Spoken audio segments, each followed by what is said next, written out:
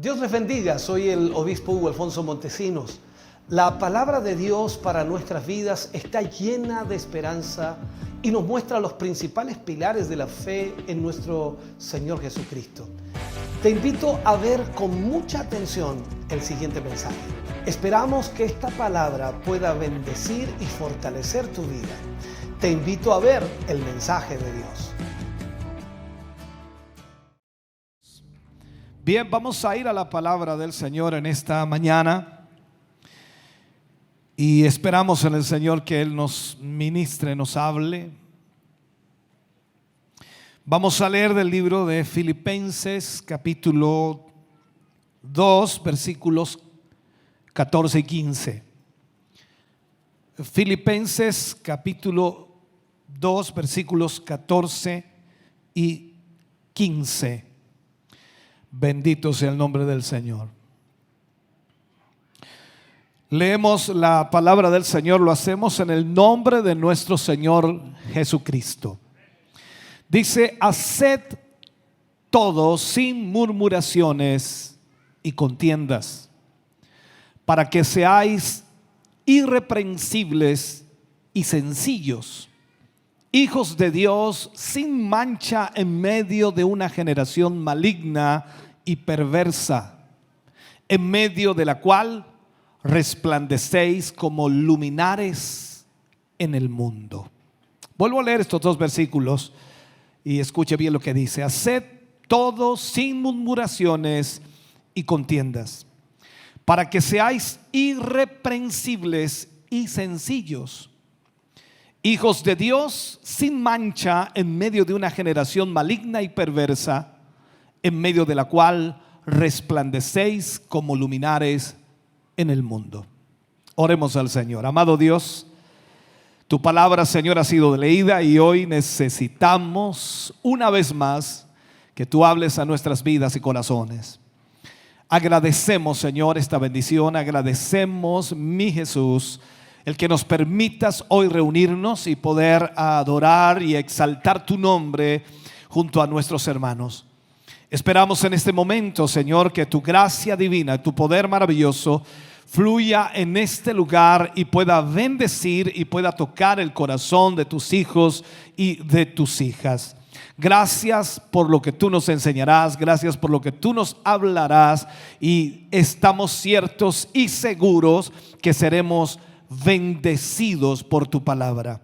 En el nombre de Jesús pedimos esa bendición tuya para la gloria de Dios. Amén y amén, Señor. Fuerte ese aplauso de alabanza para el Señor.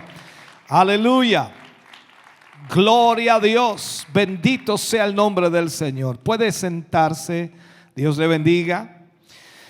Vamos a usar como título al mensaje de hoy: resplandezcan en el mundo. Resplandezcan en el mundo. Jesús pide a sus hijos que seamos luz de este mundo, y es una verdad.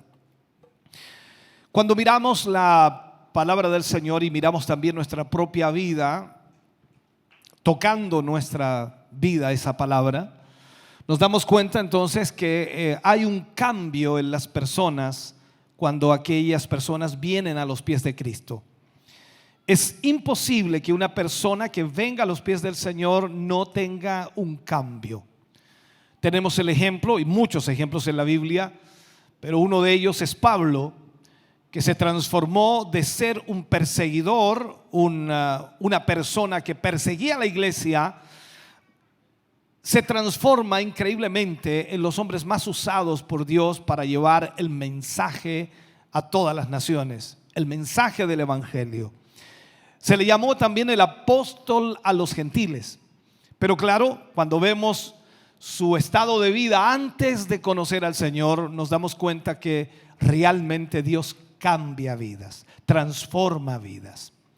En este sentido, entonces, debemos entender que así como la transformación de Pablo fue realizada, también han habido muchas transformaciones y continúan habiendo transformaciones en la vida de cada persona que viene al Señor Jesús. Y creo que el caso suyo también es una realidad. muchos son los que antes de conocer al Señor Jesús, antes de conocer la verdad de Dios, eran detractores, opuestos totalmente a la voluntad de Dios, incluso al Evangelio. Pero han venido hoy a los pies del Señor y son increíblemente convertidos en siervos del Altísimo, convertidos en servidores de Dios y convertidos en nuevas criaturas. Dice, estas transformaciones que son hechas por supuesto por Dios, movidas por la mano de Dios, el trabajo cincelado, como le podemos llamar, de Dios en nuestra vida a través de la palabra, sirven de testimonio a las naciones. Entonces, cuando habla de resplandecer, que resplandezcamos en el mundo, habla en realidad de nuestro testimonio para que sirva a el resto del mundo como un ejemplo de lo que Dios puede hacer, de lo que Dios puede realizar. Entonces, cuando Cristo salva a alguien, también lo transforma esa vida y le hace un testimonio vivo del poder y de la autoridad de Dios. Estas transformaciones que son hechas, como dije, por Dios, siguen sucediendo hasta el día de hoy. Cada persona que viene a Jesús será transformada, cambiada, regenerada, hecha una nueva criatura por el poder de Dios. Entonces, como dije, sirve de ejemplo a todos aquellos que están perdidos, aquellos que no tienen esperanza, aquellos que quizás ven sus vidas hundidas en el fracaso y posiblemente en el pecado y la maldad y no tienen luz al final del camino. Su testimonio, su vida transformada, cambiada, sirve de testimonio a aquellos que están perdidos. Pues entonces le demostramos al mundo que hay esperanza en Cristo Jesús y le mostramos al extraviado, al perdido, al que no tiene la solución de sus problemas, le mostramos que Dios puede hacer un cambio extraordinario en ellos y sigue habiendo esperanza de redención en Dios para cada criatura, para cada hombre y para cada mujer sobre esta tierra.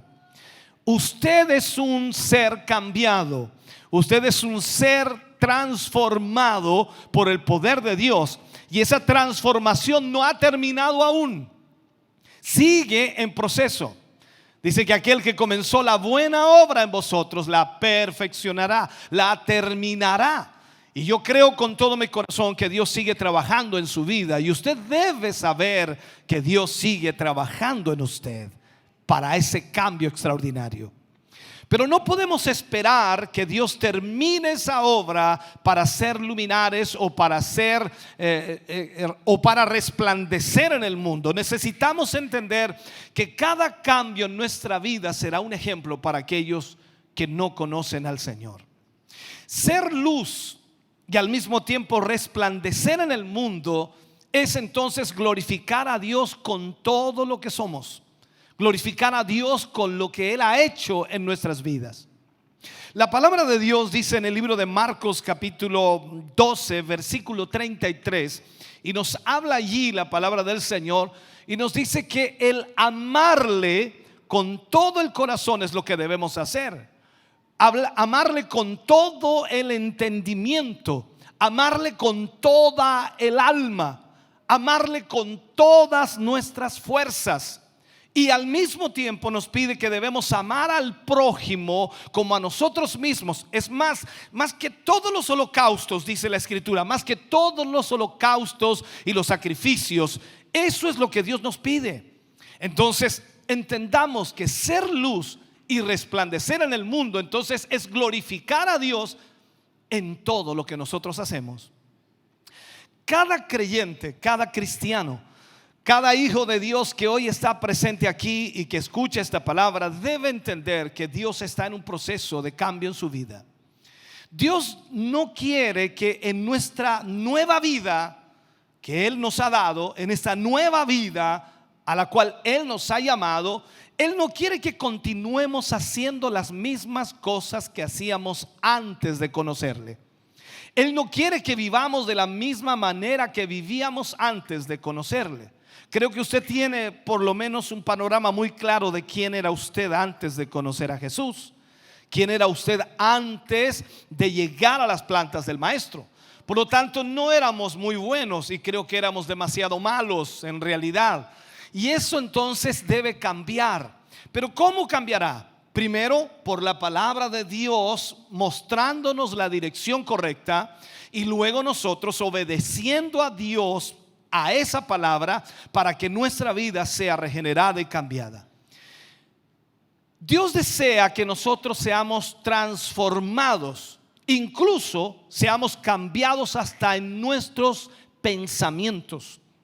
Toda nuestra vida debe cambiar para que entonces seamos esa luz y seamos también ese testimonio de lo que Dios puede hacer. Lo que el Señor está haciendo hoy es que Él está buscando a adoradores que le adoren en espíritu y en verdad.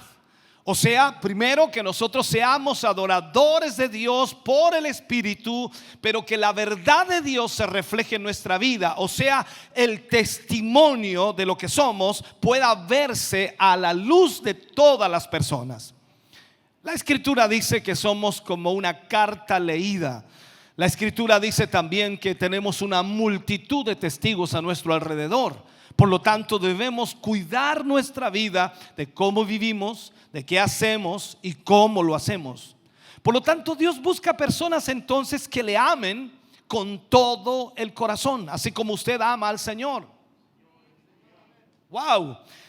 Dios busca personas que le amen con todo el corazón, que le amen con todas sus fuerzas, que le amen con toda su energía. O sea, Él no está buscando, hermano querido, la mitad de nuestro ser. Él no está buscando la mitad de nuestras emociones. Él busca todo nuestro ser, sino que Él desea que le entreguemos a Él toda nuestra vida. A Él le pertenece. Y ante esto entonces cada uno de nosotros debemos pasar a ser ese testimonio de transformación y de vida, una vida nueva en Cristo Jesús. Cuando la Escritura habla de que debemos nosotros servirle con todo nuestro ser, o al mismo tiempo debemos entregarle todo nuestro ser, Pablo le escribe a los corintios en un versículo y les habla allí en 1 Corintios 5:23 y les dice a ellos: y el mismo Dios de paz os santifique por completo, y todo vuestro ser, que dice ahí Pablo, todo vuestro ser, por si alguien no lo entiende, dice espíritu, alma y cuerpo, sea guardado irreprensible para la venida de nuestro Señor Jesucristo. O sea, vemos entonces aquí que todo nuestro ser debe entonces estar haciendo la voluntad del Señor. El Señor quiere santificar todo nuestro ser. Dice amén. Entonces Dios busca que todo nuestro ser se encuentre listo para estar delante del Señor. Si nos preguntamos ahora nosotros si estamos listos para estar en presencia de Dios, ¿cuántos de nosotros estaremos listos para estar frente a la presencia de Dios? Dios está buscando que estemos preparados. Dios desea que estemos preparados. Pero la preparación no es una arte de magia como la varita mágica que toca a una persona y lo transforma y aquella persona no tiene ninguna acción en ello. No, esto es diferente. Dios nos habla, nos indica lo que debemos hacer y nosotros tomamos las decisiones de hacerlo o no hacerlo. En los versículos anteriores de Filipenses capítulo 2, versículo 14 y 15 que leíamos, en el 13 dice: porque Dios es el que en vosotros produce, así dice, el querer como el hacer por su buena voluntad. O sea, lo que Dios hace, presenta sobre o frente a nosotros lo que es la verdad, y Él quiere que nosotros decidamos si la hacemos o no la hacemos. Y Él producirá a través de esa verdad el querer, también el hacer. Entonces Dios busca que estemos preparados para su venida. Y nuestro ser entero, espíritu, alma y cuerpo, sean hallados irreprensibles, sean hallados en la condición que la palabra de Dios dice que debe estar, para que de esa manera entonces estemos en presencia de Dios. Ahora, el problema de la obediencia es uno de los conflictos más grandes que tiene hoy día el creyente. Porque por naturaleza somos desobedientes, por naturaleza somos rebeldes, por naturaleza no queremos obedecer a Dios, porque nos parece que no deben controlar nuestra vida. Pero vuelvo a insistirte, no es que Dios quiera controlar tu vida, Dios quiere indicarte el camino para que te vaya bien.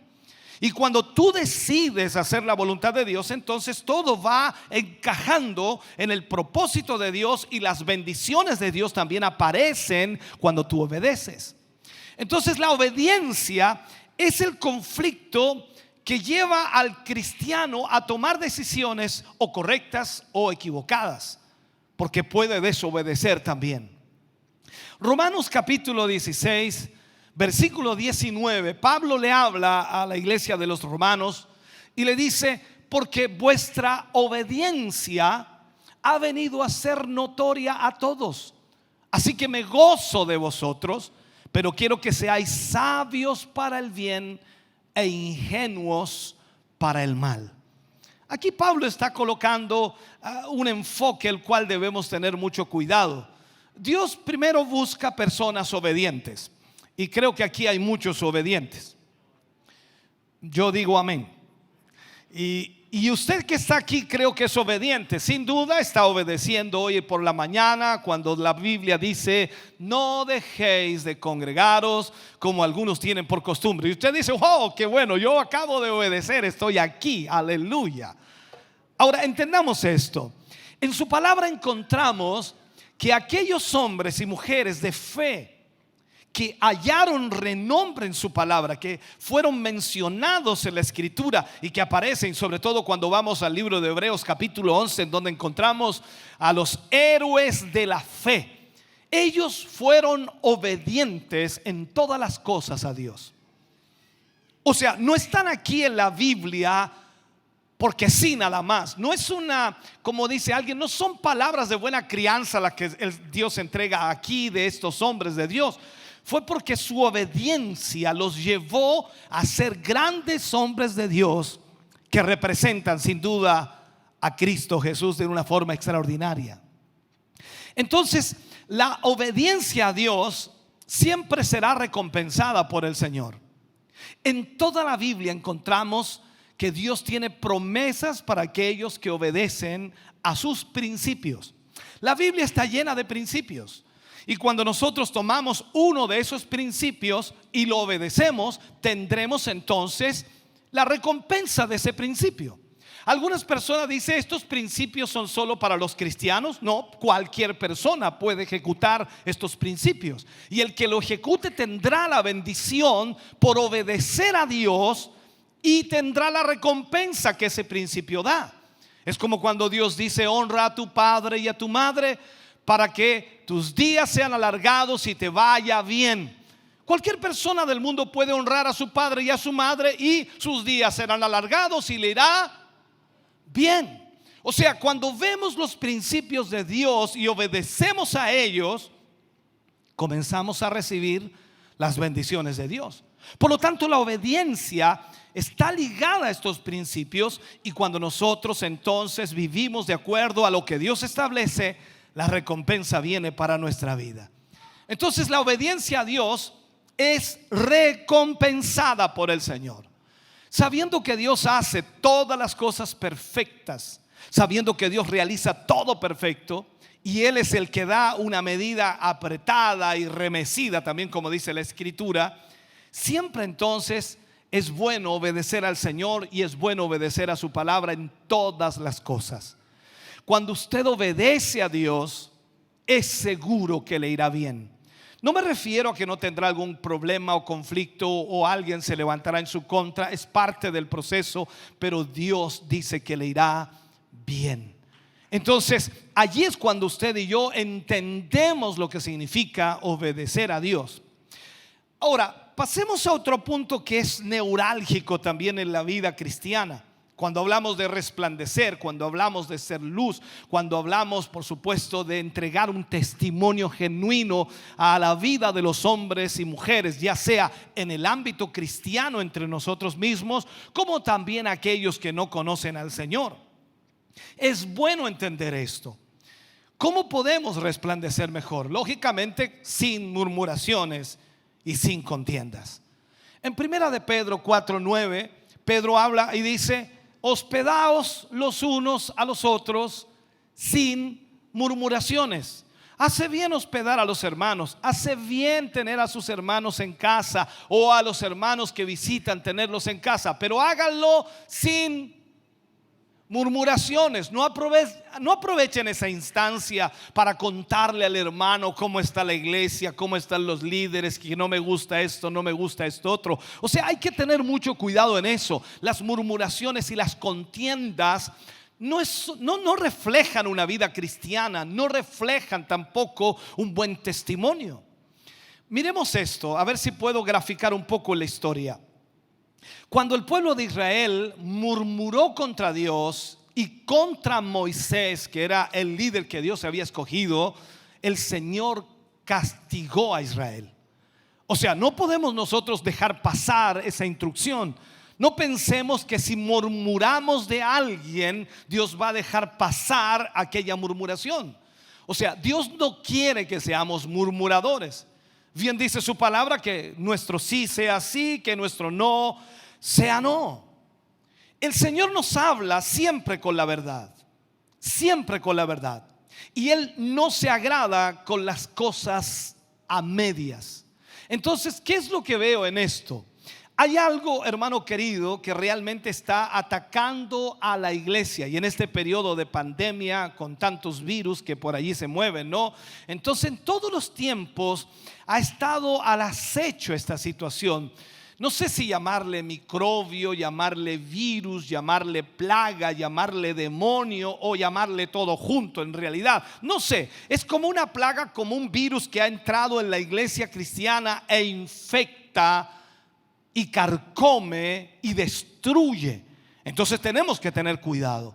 Es como una enfermedad, si lo puedo ampliar más aún, que aparece de pronto, pero que de día en día te va enfermando y vas de mal en peor. Y es preocupante cuando eso sucede, es muy preocupante.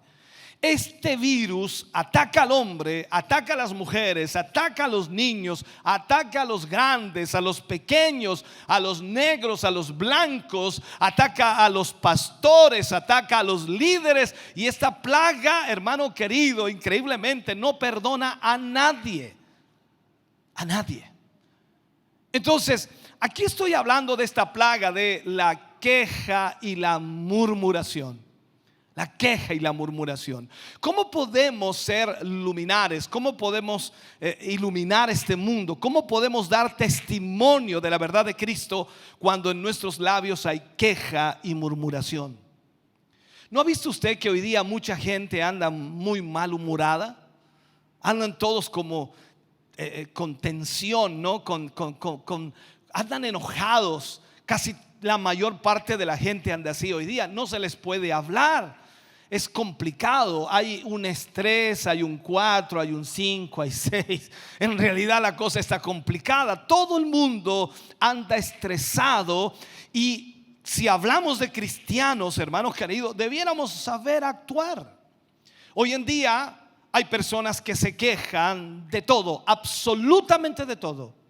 Se quejan hasta de estar bien. Se quejan del trabajo, se quejan de su casa, se quejan de sus hijos, se quejan de sus esposas, se quejan, las mujeres se quejan de sus esposos, por supuesto, se quejan hasta de venir a la iglesia. ¿Otra vez vamos a ir a la iglesia? O sea, y estando en la iglesia, ya aquí, hermano querido, en cualquier iglesia, se quejan de la alabanza, se quejan del sonido, se quejan del coordinador, se quejan de la ofrenda, se quejan del predicador. O sea, se quejan absolutamente de todo y siempre están quejándose. Y esto pareciera algo superficial, pero no es superficial. Porque cuando vemos a Israel, hermano querido, Dios castigó la queja de ellos y la murmuración de ellos. Porque si vemos de dónde nace esto, de dónde comienza esto, miremos un poco en la Biblia. ¿De dónde nace la murmuración? ¿De dónde nace la queja? La Biblia nos muestra que viene de un alma atribulada, de un corazón abatido, más aún de un corazón herido. Y aquí está la realidad. Viene de un corazón despreciado, de un corazón amargado. Y sabe que la amargura trae consigo el rencor, trae consigo el odio. La amargura trae consigo el desprecio.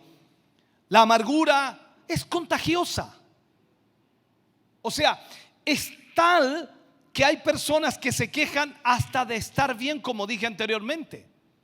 Si comen se quejan, si no comen también se quejan, si están trabajando se quejan, si no tienen trabajo también se quejan. O sea, ¿por qué? Porque no tienen trabajo.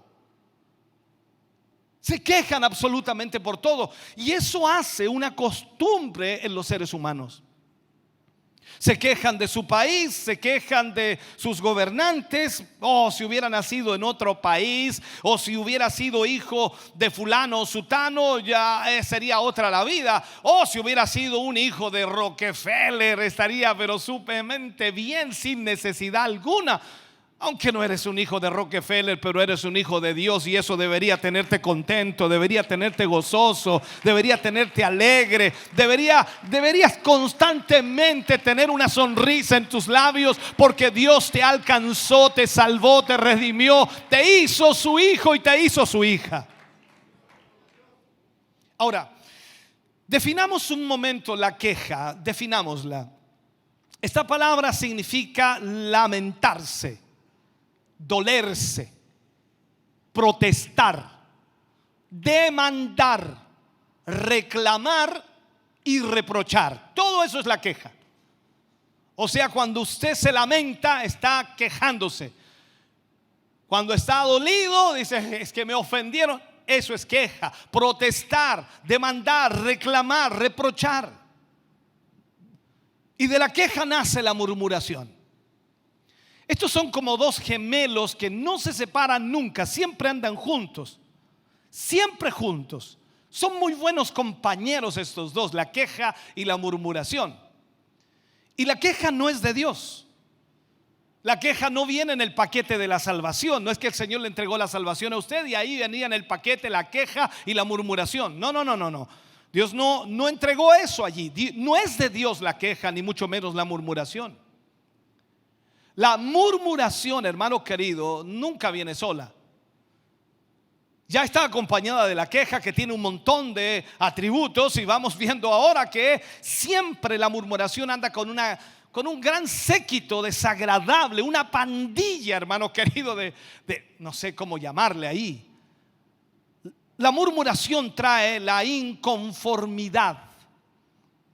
La murmuración trae la contrariedad. Trae la ira, trae el enojo, trae la amargura, el odio, trae la violencia y trae la rebelión. O sea, cuando una persona murmura de otra persona, cuando una persona murmura de un líder, murmura de un pastor, murmura de la iglesia, murmura de sus hermanos, murmura de su familia, murmura de su esposa, murmura de su esposo, murmura del trabajo, murmura del jefe, murmura de la micro, murmura de lo que sea, estamos hablando de que hay inconformidad, de que hay contrariedad, de que hay ira, de que hay enojo, de que hay amargura, de que hay odio, violencia y también rebelión en esa persona. Así que no la puedes tomar como muy liviana. La murmuración, hermano querido, es de la carne, es del mundo. Tenemos que mirar solamente cómo está el mundo hoy día. ¿Cómo están hoy día las personas que murmuran constantemente del gobierno, murmuran de sus autoridades, murmuran del pueblo, se quejan? O sea, el pueblo se queja de los políticos se quejan del pueblo, y así está todo. O sea, ¿a dónde iremos a parar con tanta gente hablando mal? Usted escucha noticias y en realidad no va para ningún lado el asunto. Unos critican esto, otros avanzan en esto otro. Al final todo es murmuración.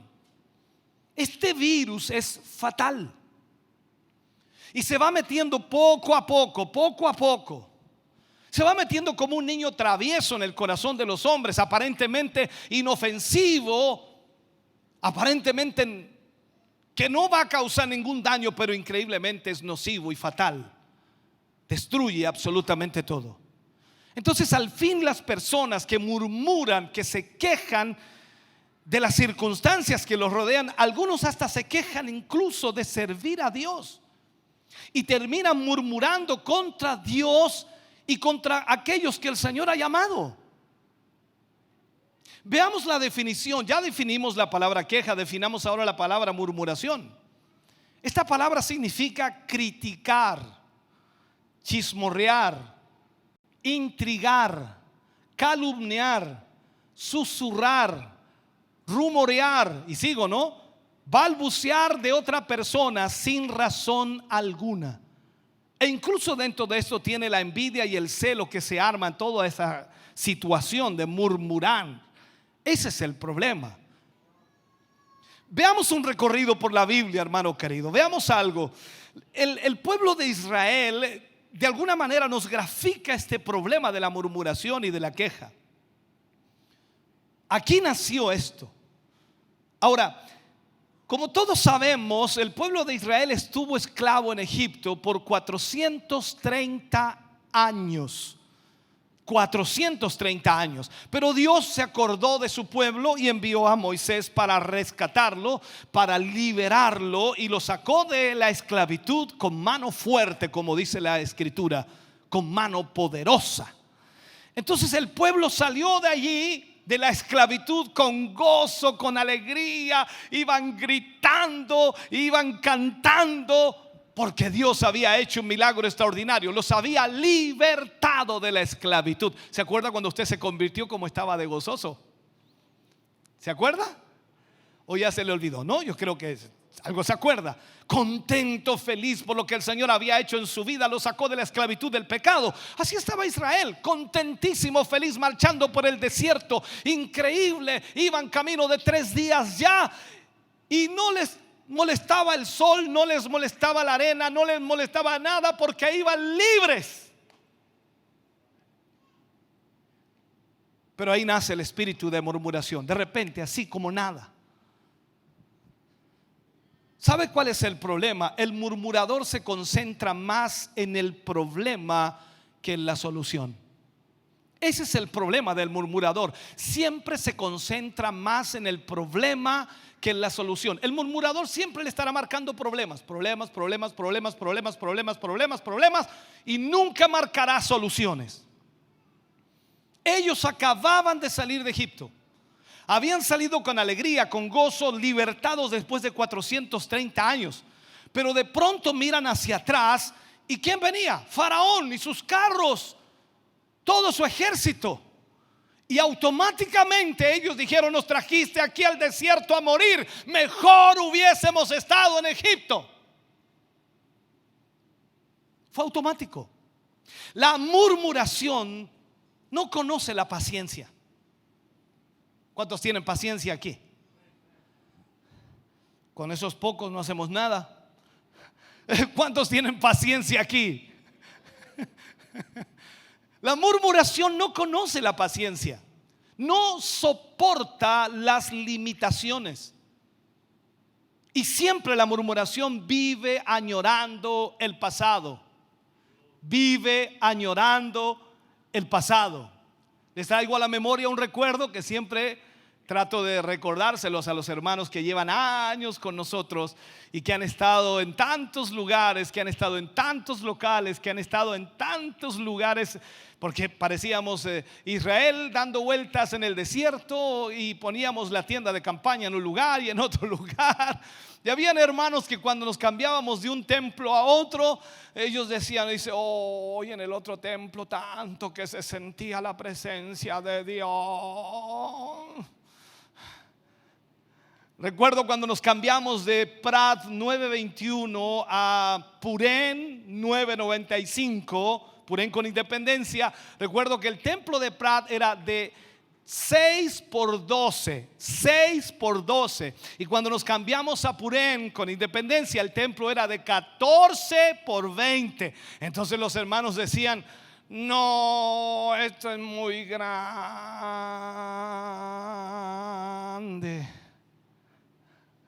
Allá se sentía la presencia de Dios porque estábamos todos juntitos alabando al Señor. Era algo tan lindo. No sé si me siguen eso, ¿ya? Entonces, ¿cuál es el problema? Siempre cuando hay murmuración se está enfocando y añorando lo pasado, como si Dios no pudiera hacer cosas nuevas. Cuando tú murmuras de que el pasado fue mejor, estás diciendo que Dios no puede hacer algo mejor hoy. Te digo algo, Dios es un Dios de nuevos comienzos y Él puede hacer cosas extraordinarias que nos van a impactar siempre. Dios nunca se ha quedado de brazos cruzados y le dijo: eso es todo lo que les doy. No, Él siempre está dándonos más todavía, porque Él es un Dios todopoderoso, Él es un Dios sin límites, Él es un Dios que puede hacer milagros, Él es un Dios que puede abrir puertas aún estando cerradas. Él es un Dios todopoderoso. Ahora, la gente que murmura y mucho se queja es peligrosa. Es muy peligrosa, porque hace mucho mal a la obra de Dios. Entonces, cuando tú te encuentras con un murmurador, con una persona que se queja todo el tiempo por todo, eso es peligrosísimo, porque te va a estancar y te va a detener y te va a frenar y no te va a hacer mirar hacia adelante, sino que te va a mantener estancado allí en lo que él cree que debe ponerse atención. Entonces entendamos esto. Miremos a Israel para que comprendamos. Después del Mar Rojo, dice que llegaron a Mara. Ya sabemos que murmuraron frente al Mar Rojo y el Señor les abrió el mar. Mira lo que hizo Dios. Les abrió el mar y cruzaron en seco. Y al otro lado agarró el pandero María, se llamaba María. Bueno, no está la hermana María con el pandero, pero ahí estaba María, la hermana de Moisés, y agarró el pandero, y lógicamente deben muchos más agarrar instrumentos, y se pusieron a cantar y alabar a Dios porque habían visto la mano fuerte de Dios cerrar el mar y a todo el ejército de Faraón, y Faraón desaparecer. Qué victoria más grande, extraordinario. Pero ¿qué sucedió? Llegaron a Mara, las aguas amargas, y otra vez murmuración. Salieron para el desierto de Sin y después partieron para Refidim, donde también se quejaron y murmuraron contra Moisés, el siervo de Dios. O sea, no tengo el tiempo para marcarle todas las murmuraciones de Israel, porque tendríamos que tener un libro gordo de petete para marcarlas. En realidad son una cantidad enorme. Ahora, la murmuración siempre crea un ambiente de desconfianza. La desconfianza crea un ambiente de resentimiento. La murmuración rompe la unidad, rompe la armonía y fomenta el desaliento en el pueblo. Esto mismo puede pasar en una familia, como también en la iglesia, o como también en el trabajo, donde quiera. Cuando hay murmuración, inmediatamente el ambiente se torna en desconfianza. El resentimiento comienza a golpear y la unidad se rompe, la armonía se rompe y fomenta inmediatamente el desaliento. La murmuración, hermano querido, te lleva a la desobediencia y a la condenación. Este es el problema. Porque cuando tú comienzas a murmurar, comienzas inmediatamente a poner tu punto de vista, lo que tú crees y lo que tú piensas, y eso es así. Pero hay tantas cosas que ver y tantas cosas que obedecer, que lo único que Dios nos pide es que obedezcamos más que murmuremos. Y como dije anteriormente, la murmuración es de la carne, no del espíritu. Dios muestra en su palabra que detesta la murmuración. Y más cuando esta murmuración está dirigida por siervos del liderazgo. Recordemos algo. Recordemos que Aarón, no sé cómo llamarlo aquí, Aarón, bueno, Moisés era el líder, Moisés era el que Dios escogió para libertar a Israel. Y Aarón pasaba a ser como el pastor auxiliar de Moisés, llamándolo así. No era un líder importante, era el profeta o era el sacerdote en este caso. Y María era como la directora de alabanza, por llamarlo así. Y eran importantes en el pueblo de Israel. Pero ¿qué hicieron? ¿Qué hicieron Aarón y María? Murmuraron de Moisés. Libro de Números, capítulo 12, versículo 1 y 2. Allí vemos cómo Aarón y María murmuran de su hermano. Dice: María y Aarón hablaron contra Moisés. ¿Has hablado alguna vez contra algún hermano, hermana o contra algún pastor? ¡Qué silencio! María y Aarón hablaron contra Moisés a causa de la mujer cusita que había tomado. Y aclara a Dios, porque él había tomado mujer cusita. O sea, si Dios no estaba enojado con Moisés, ¿por qué te metes tú? Entendamos esto. Y dijeron: solamente por Moisés ha hablado Jehová, ¿no ha hablado también por nosotros? Y dice: y lo oyó Jehová. Aquí entendemos entonces que no tan solo Dios escucha nuestra oración, también escucha nuestra murmuración. No importa dónde la hagas, bien secretamente, pero la haces.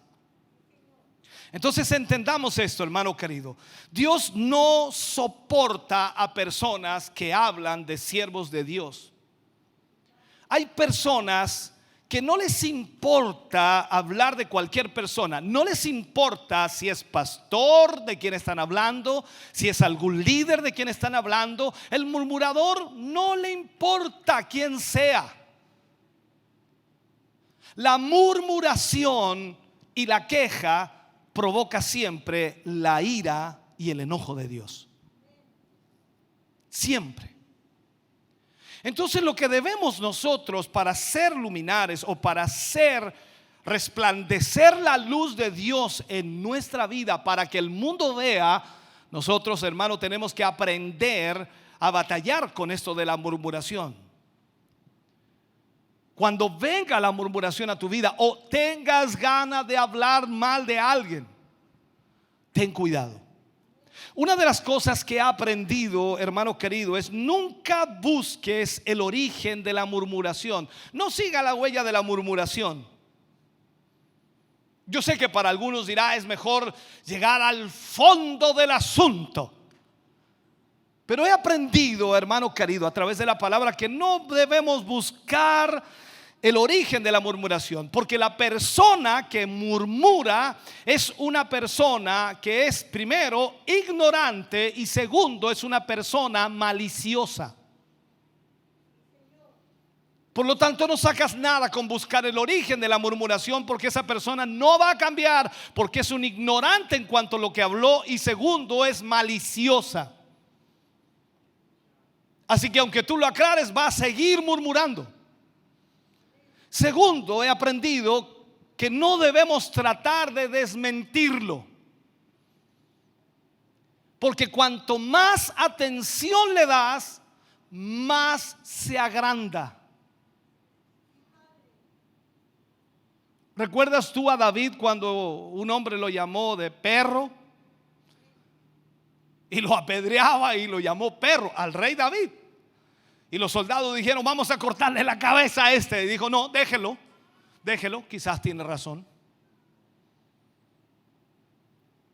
Cuando la Biblia dice: no os venguéis vosotros mismos, dejad lugar a la ira de Dios, está diciendo: no trates de desmentir lo que dicen de ti. Déjalos. Yo peleo por ti. ¿Por qué? Porque Dios conoce tu corazón, Dios conoce tu vida, Dios sabe qué estás haciendo, por qué lo estás haciendo, cuál es el motivo que te lleva a hacerlo, cuál es la intención de tu corazón, qué es lo que tú piensas realmente. Por lo tanto, deja que Dios haga lo que tiene que hacer. Lo otro que he aprendido es no ponerse a la defensiva. Porque cuando tú te pones a la defensiva, hermano querido, pruebas que lo que dicen es verdad. Shakespeare dijo algo que quizás no entendamos muy claramente, pero él dice de esta manera en unas líneas: paréceme, dice Shakespeare, que la dama protesta en demasía y sugiere que está tratando de tapar algo. ¿Te has fijado hoy día en los políticos cómo protestan por cosas en realidad tratando de tapar otra cosa peor? Mucha gente hace eso. Por lo tanto, no te pongas a la defensiva. Deja que las cosas sigan su curso. Dios se encargará de aclararlas. Lo otro que la Biblia nos enseña: no pagues con la misma moneda. Porque cuando viene un comentario sobre ti: ¿quién dijo eso? ¿Qué dijo eso? Pero si ese hermano es un muerto de hambre, si cuando vino aquí ese hombre no traía nada, yo lo recogí de la calle y viene a hablar ahora. No, deja. No pagues con la misma moneda. Lo otro, no te amargues por lo que digan los otros de ti. Te he enseñado esto muchas veces. El diablo habla de ti. La gente habla de ti. Dios habla de ti. Si me preguntas quién me interesa lo que Dios dice de mí, y no me interesa lo que el diablo ni la gente dice de mí, porque en realidad eso no me ayuda absolutamente en nada. Por lo tanto, no te amargues lo que otros dicen de ti, más bien glorifica al Señor.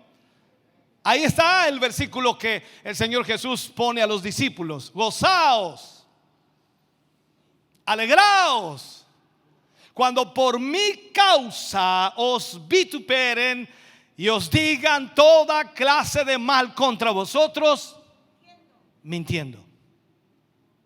Entonces, ¿qué es lo que podemos hacer? Más bien debemos hacernos fuertes en el Señor.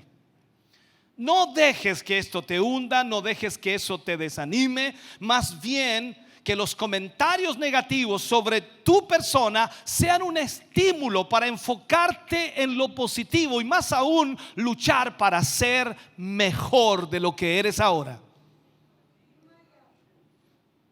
Con los años he aprendido que mientras más me critican y mientras más busco a Dios, que son las dos cosas paralelas, me critican por un lado y yo busco a Dios, Dios hace ensanchar su obra.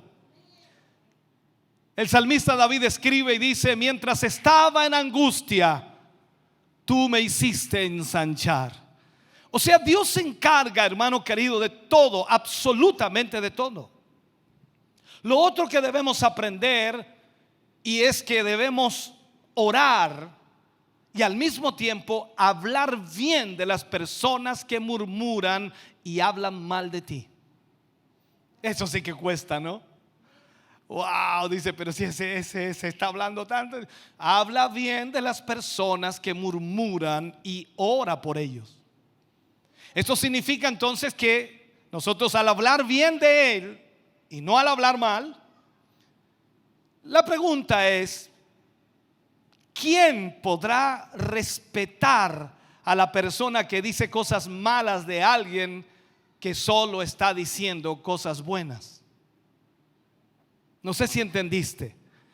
¿Quién podrá respetar a alguien que solo habla cosas malas de alguien que solo habla cosas buenas? ¿Te fijas? Posiblemente tú saldrás de este culto y si tienes ese espíritu de murmuración dirás: me lo tiró a mí, eso era para mí, incluso me miró. Buscarás todo lo que puedas decir. Entonces, en ese punto estás entrando en una posición la cual no debieras, porque cuando Dios nos habla en nuestra vida es para que mejoremos nuestra vida. El púlpito no lo usamos para mandarte mensajes privados que podemos decírtelos, por supuesto, en privado. El púlpito es para hablar la palabra de Dios y ministrar el evangelio. Por lo tanto, tú tienes que entender esto. Entonces, ¿quién le va a creer a una persona que solo habla cosas malas de aquel que habla solo cosas buenas?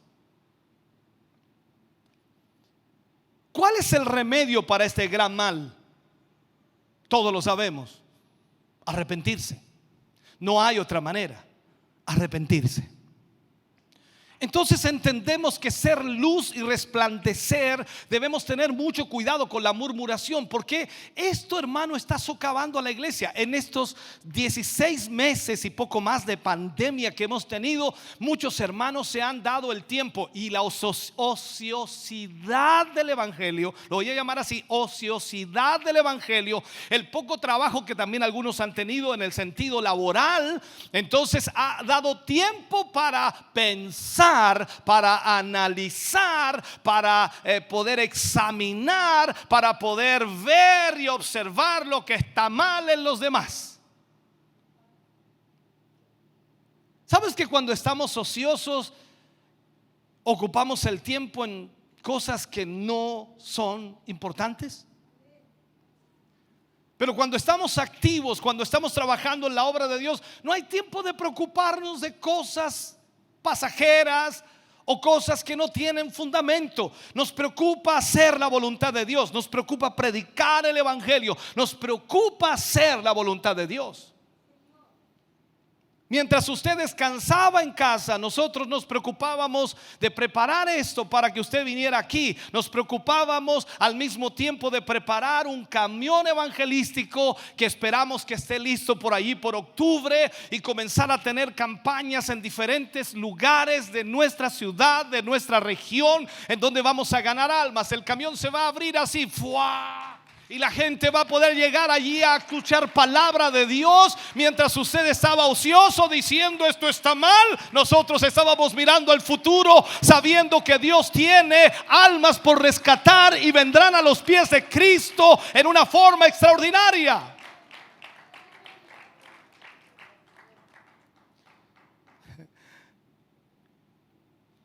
Me reía porque un hermano me decía: pastor, usted predica todos los cultos, jueves, sábado, domingo, jueves, sábado, domingo. Aparte de eso, el Zoom, aparte de eso, va a los locales. O sea, y cuando nosotros, no te preocupes, ya va a venir, ya va a venir. Cuando esté el camión evangelístico, yo voy a estar evangelizando allá y tú vas a estar predicando acá. Y ahí vas a decir: echamos de menos al pastor. Ahora me echas de más, después me vas a echar de menos. Entonces la murmuración siempre busca algo. Por eso tenemos que tener cuidado. Ahora, la Biblia, volvamos al centro del punto esto, ¿no? La palabra de Dios nos enfoca que nosotros debemos ser irreprensibles y sencillos. La sencillez del evangelio. La sencillez. Primera de Pedro 1:16 dice: porque escrito está: sed santos, porque yo soy santo. O sea, el Señor busca a los sencillos y humildes. ¿Dice amén? El Señor Jesús, hermano querido, en el Sermón del Monte da algunas bienaventuranzas. En ellas habla de los pobres de espíritu, de los mansos. Y estos son los que alcanzan la gracia de Dios, el reino de los cielos. Por lo tanto, usted y yo debemos tomar en cuenta eso que Jesús habló. Debemos ser entonces hombres mansos. Dios desea también que nuestro comportamiento sea irreprensible, que nadie lo reprenda. Que nadie lo reprenda. Yo creo que más de alguna vez a usted le han tratado mal, le han ofendido y usted no hace lo que le dijeron. Así que no se sienta ofendido, porque usted no es así. Alguien dijo por allí: es que están hablando mal de mí. ¿El Señor también habla bien de mí? Por lo tanto, se equiparará. ¿A cuántos llegará esa persona hablando mal y a cuántos llegará el Señor hablando bien? No sé si entiende eso. Usted se encuentra con gente de pronto que le dice: hoy, hermano querido, lo que ustedes tienen es glorioso, maravilloso, esa iglesia, cómo alaban al Señor, la oportunidad que tienen de servir a Dios, aprovechenla. Y el hermano dice: oh, yo no quiero ir para allá.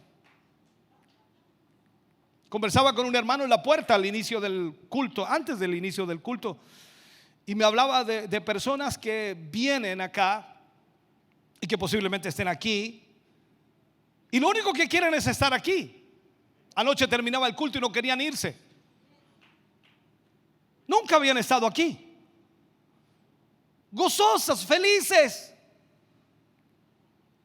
Y los hermanos de aquí no quieren venir. Entonces yo digo: Señor, tú tienes algo preparado. Dios nos va a dar una sorpresa extraordinaria, tremenda, que cuando esta pandemia termine, posiblemente este lugar se haga tan pequeño que la gente que era nuestra congregación antes tenga que esperar afuera, porque los demás nuevos quieren estar aquí.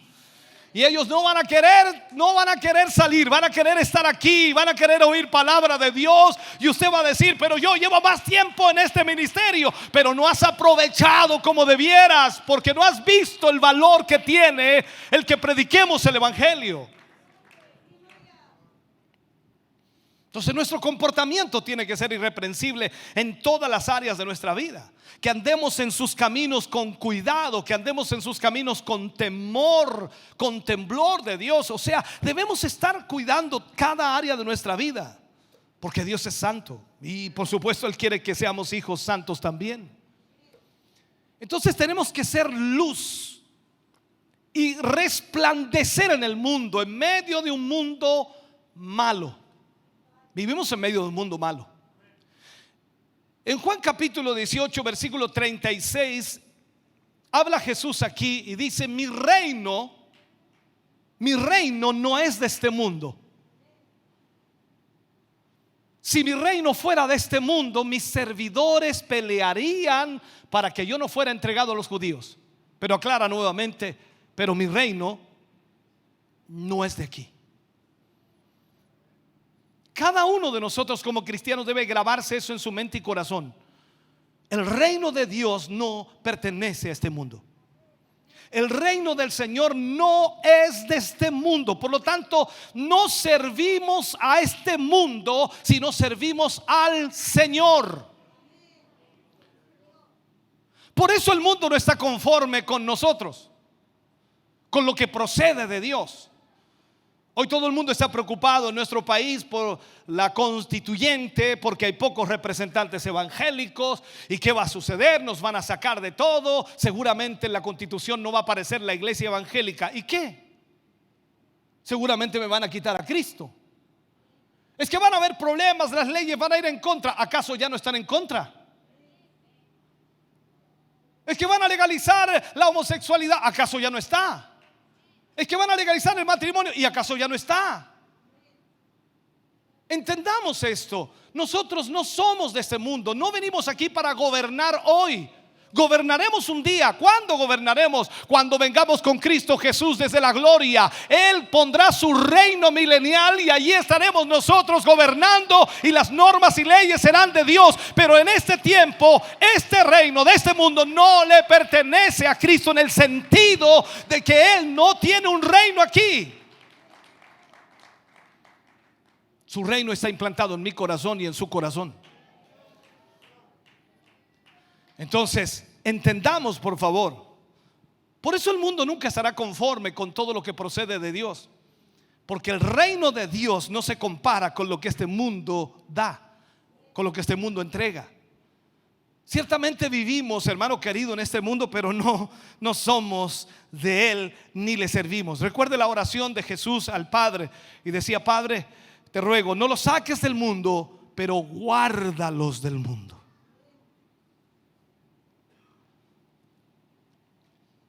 El mundo en sí, el mundo no teme a Dios, en el sentido de tener temor para hacer la voluntad de Dios.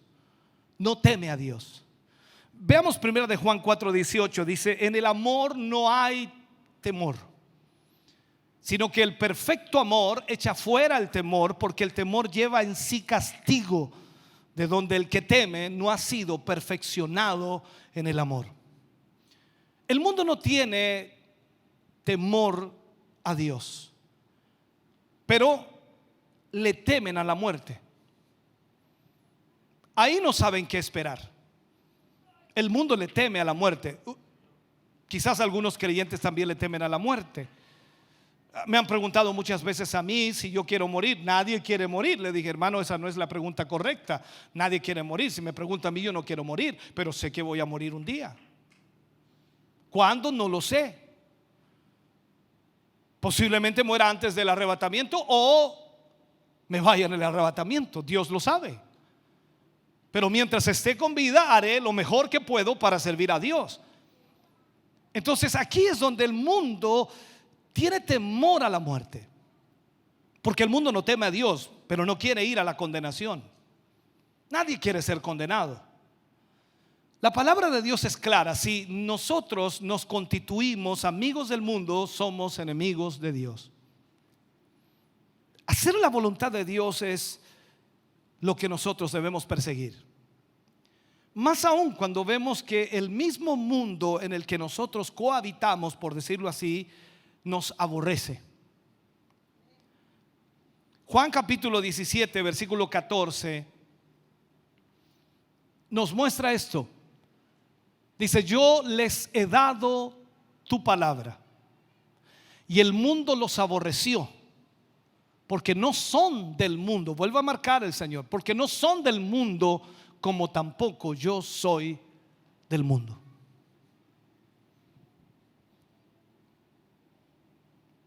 Cuando la iglesia comienza a mirar hacia el mundo y a tratar de socializar, a tratar de tener el humanismo secular que le llaman, y comenzar a tratar de trabajar como iglesia en el mundo, socialmente comienza a perder el norte. Nosotros debemos llevar la palabra de Dios, que es la salvación para el hombre, en el área espiritual. Nosotros no estamos aquí. Sin duda podemos ayudar, claro. Podemos alimentar a algunos que necesitan. Podemos distribuir alimentos, claro que sí. Podemos crear hogares para personas necesitadas. Podemos hacer muchas cosas, pero esa no es la prioridad. La prioridad es llevar el evangelio.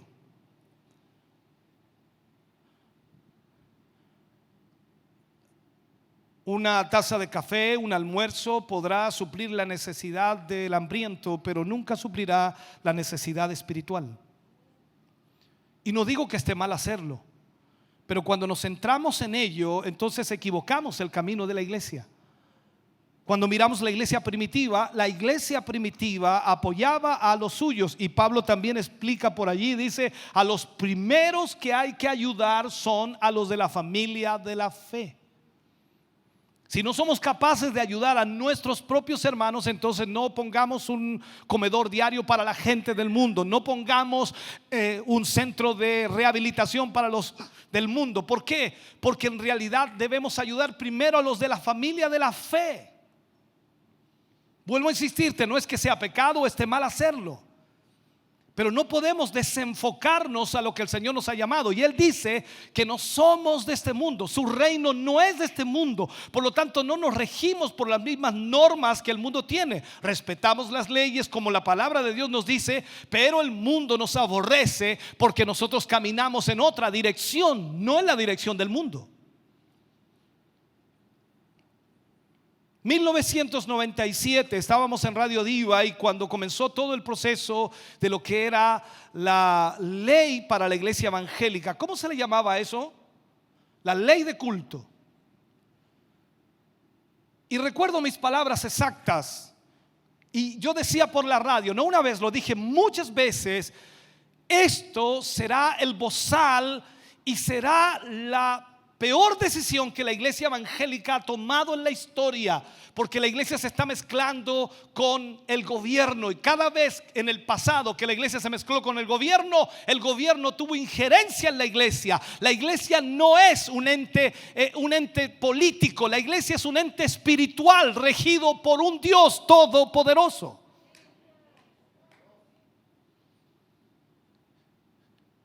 Todos los que me oyeron dijeron que yo estaba mal. Hoy muchos de los que me criticaron en ese tiempo me encuentran toda la razón. Hoy, lamentablemente, hoy ya no hay nada que hacer. Esta es la realidad. Estoy dando solamente un enfoque. No somos de este mundo. El mundo aborrece a los hijos de Dios, porque los hijos de Dios no sirven al mundo. Me preguntaban días atrás: ¿qué va a hacer usted, pastor, cuando venga una pareja de homosexuales y quiera casarse? Por ley usted va a tener que casarlos. Aunque la ley diga que yo tengo que casarlos, no los voy a casar. Pero lo van a llevar preso. Me llevarán preso. Allá el hermano Rodrigo me atenderá mejor que otros. Pero que usted se va a oponer a la ley. No me estoy oponiendo a la ley. Me estoy oponiendo a la ley terrenal, pero no a la ley divina. Si tú no entiendes eso, entonces has equivocado el camino. Respetar la ley terrenal es lo mejor que puedes hacer, pero cuando esa ley terrenal está violando una ley divina, tú no puedes respetar eso. ¿Sabes por qué? Porque tú no eres de este mundo. Tú no eres de este mundo. Entonces aquí es donde debemos entender: nos persiguen porque no vamos en la dirección de la corriente del mundo, porque la corriente del mundo lleva a la perdición. La dirección que nosotros llevamos es a la vida eterna. Entonces ahí es cuando entendemos que es mejor obedecer a Dios que a un mundo que lleva a la muerte. El mundo desprecia a Dios, aborrece a todos aquellos que son hijos del Dios Altísimo. ¿Por qué? Porque sencillamente no caminamos en la dirección que ellos marcan. Vamos contra corriente. Hoy día la maldad impera en las naciones. Hoy a lo malo le llaman bueno, y quieren que nosotros entremos también en ese juego, ¿no? Que también nosotros le llamemos bueno a lo malo. Hay que tener el respeto. Echa una mirada a todos los debates del LGTBI y todo ese asunto, a los debates que hay cuando gente discute con ellos. Tienen un pensamiento totalmente, no sé, extraviado. No entienden absolutamente nada de lo que es la vida del ser humano. No entienden nada. Y cuando tú te das cuenta que ellos tratan de imponer algo que es una minoría a una mayoría, eso es imposible. Pero los gobernantes de los países dicen: eso es lo que corresponde. O sea, vemos a un mundo en donde impera una corriente que es de maldad y va a seguir fluyendo. Haya leyes que respalden eso o no, va a seguir fluyendo. Por lo tanto, tú y yo debemos tener mucho cuidado. Lo otro que sucede es que es un hecho que si el mundo nos odia, nos vamos a llenar de aflicciones. Nos vamos a llenar de aflicciones.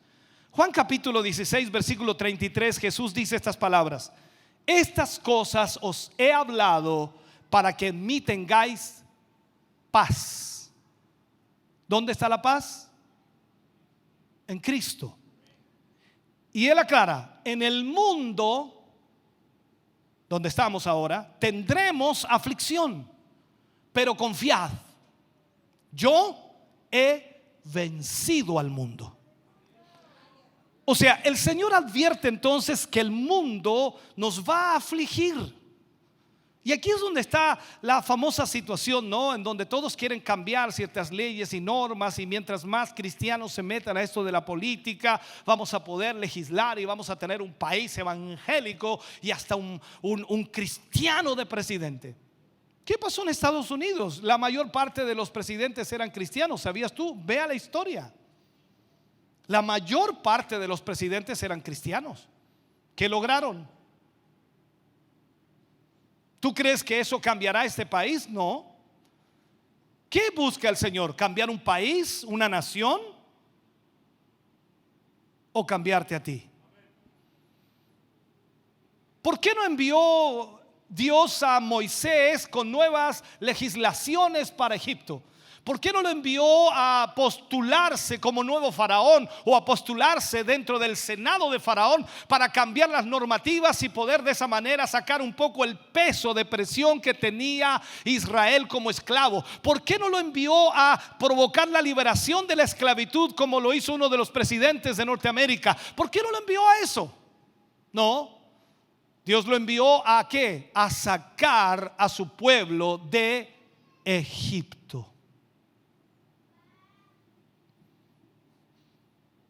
Si la iglesia se sigue mezclando, lo único que tendrá será aflicción. En el mundo tendremos aflicción. Este mundo es contrario a todo lo que viene de Dios y a todo lo que Dios ha hecho en nosotros. ¿Sabe? Todos los cristianos venimos de parte del Señor para hablar la verdad de Dios, para hablar la palabra de Dios. Por tanto, el mundo trata de estorbar a todo lo que tiene que ver con el Señor, absolutamente a todo. Pero el Señor dice que nosotros somos la luz del mundo. La luz del mundo. Sabes, hoy el mundo, y vas a escuchar muchas cosas de este tipo, hay cualquier cantidad de debates. El mundo está sin esperanza. El mundo no haya qué hacer. El mundo no haya cómo enfrentar las situaciones, porque en realidad no ve esperanza. Pero cuando te vea a ti, cuando me vea a mí, el mundo va a hallar esperanza. No en mí ni en ti, sino en lo que Cristo hace en las vidas de hombres y mujeres. El mundo dice: los matrimonios están en ruina, y nosotros los evangélicos decimos: no, están en pie, están sirviendo al Rey de Reyes y Señor de Señores. El mundo dice: los jóvenes están prostituyendo y los jóvenes están cayendo en la droga y están convirtiéndose en homosexuales. La iglesia evangélica se levanta y dice: no, los jóvenes están sirviendo a Dios, las señoritas están sirviendo a Dios y se están guardando de todo aquello. Somos la luz del mundo.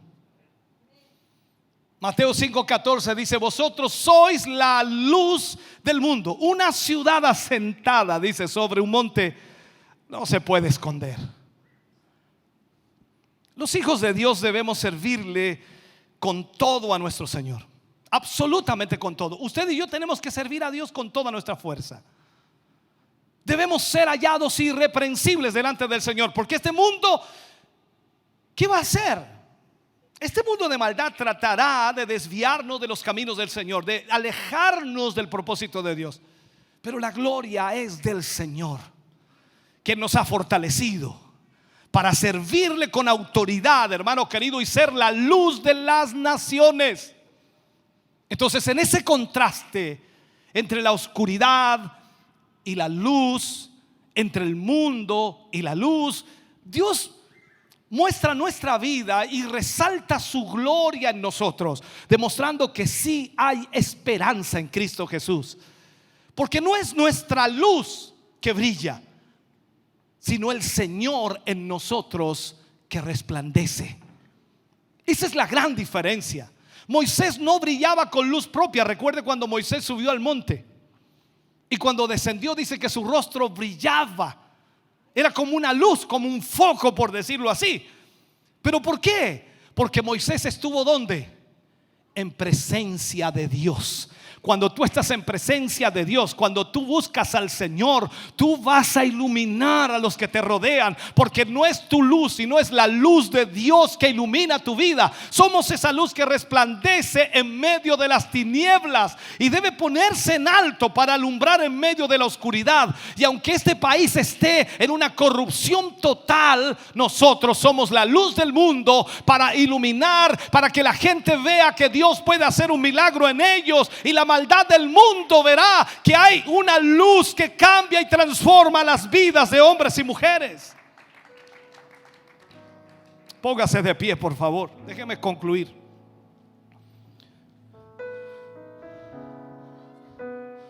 Con la ayuda de Dios y con determinación total en serle fiel, en obedecer sus mandamientos, vamos a poder ser esa luz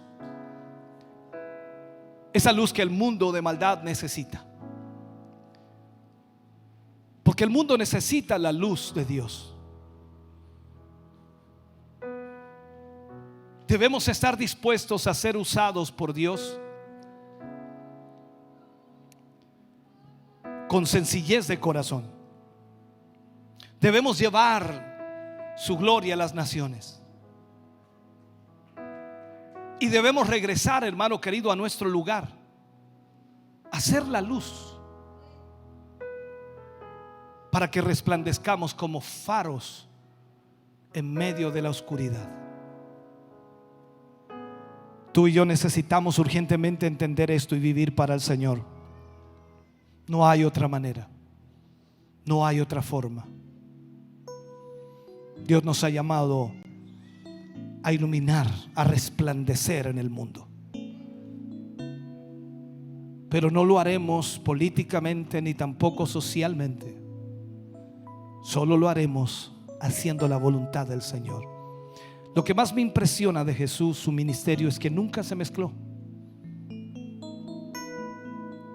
Estuvo frente a Pilatos, pero pudo haber ido a Pilatos mucho antes, haber hablado con él, haber conversado con él, haber tenido un diálogo político para ver la situación de su pueblo Israel. No, nunca estuvo allí.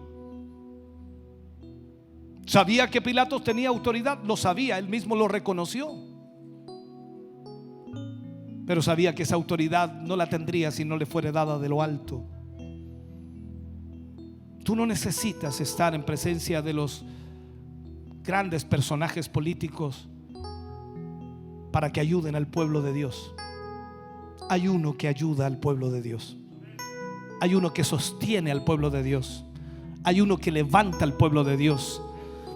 Hay uno que sana al pueblo de Dios. Hay uno que enfoca al pueblo de Dios. Hay uno que liberta al pueblo de Dios. Hay uno que trae poder sobre ese pueblo de Dios. Por lo tanto, a Él le servimos, a Él le glorificamos, a Él le exaltamos. Y ese se llama Jesús de Nazaret. Él es mi Señor, Él es mi Salvador, Él es mi Redentor. Y Él merece toda honra, toda gloria y toda alabanza. Dale ese aplauso de alabanza al Señor en esta mañana. Aleluya.